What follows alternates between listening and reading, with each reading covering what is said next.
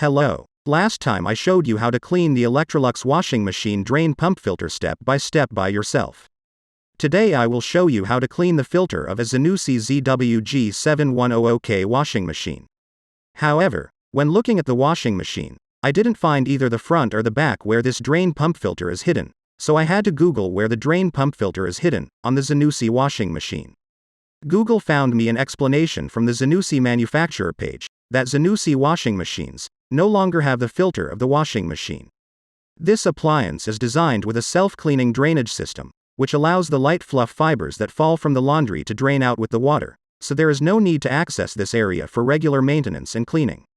This is possible thanks to a special door seal that is designed to trap all objects such as coins, buttons, hairpins, before they have a chance to escape from the drum itself and into the drain area. The exception to this is the built-in or integrated Zanussi washing machines, for which you will find such a filter. This explains why I could not find a filter for this Zanussi ZWG7100K washing machine. I hope that was a surprise for you too. Have a nice holiday and long life to your washing machine.